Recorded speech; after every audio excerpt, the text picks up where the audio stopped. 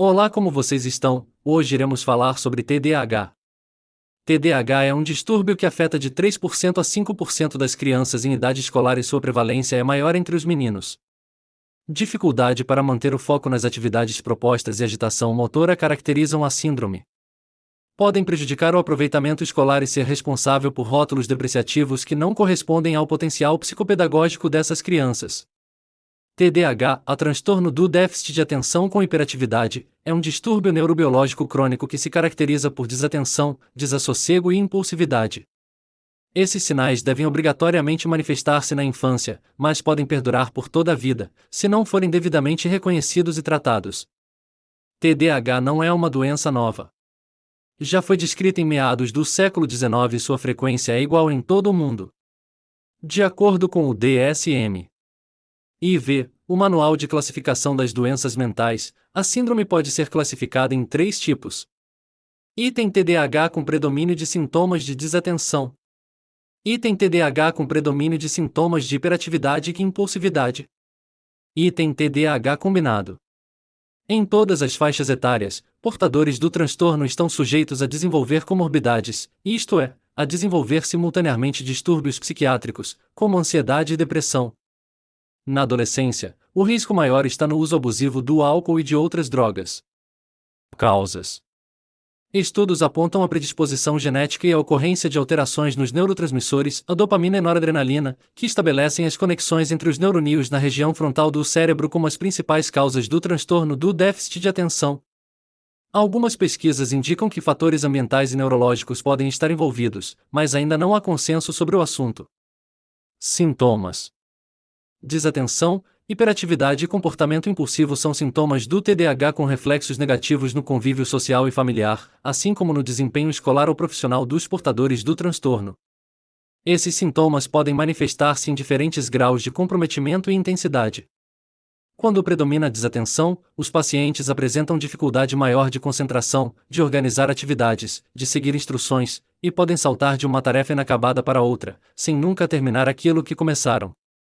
São pessoas que se distraem com facilidade e frequentemente esquecem o que tinham para fazer ou onde colocaram seus pertences. Não conseguem também prestar atenção em detalhes, demoram para iniciar as tarefas e cometem erros por absoluto descuido e distração, o que pode prejudicar o processo de aprendizagem e a atuação profissional. Nos casos em que prevalece a hiperatividade, os portadores do distúrbio são inquietos, agitados e falam muito. Dificilmente conseguem participar de atividades sedentárias e manter silêncio durante as brincadeiras ou realização dos trabalhos.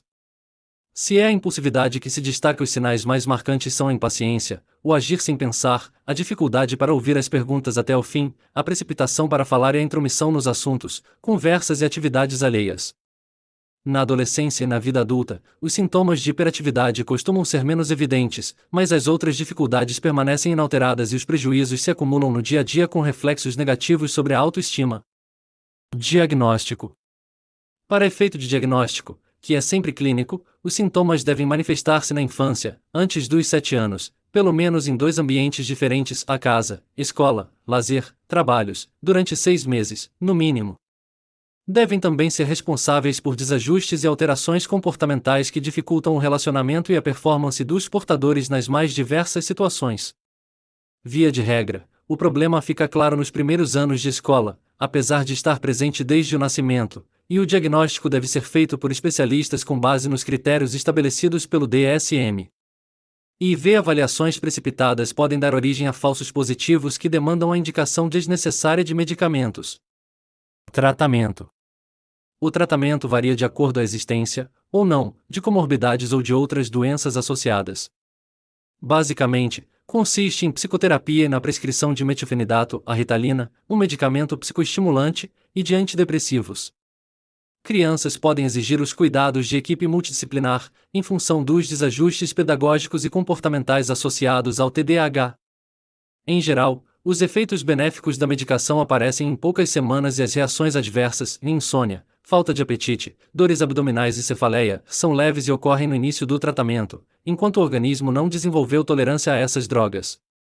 Recomendações: é importante admitir que Item: as falhas de atenção e a hiperatividade de algumas crianças podem não ser características do temperamento e personalidade, nem de má educação, mas sintomas de uma doença que pode ser controlada.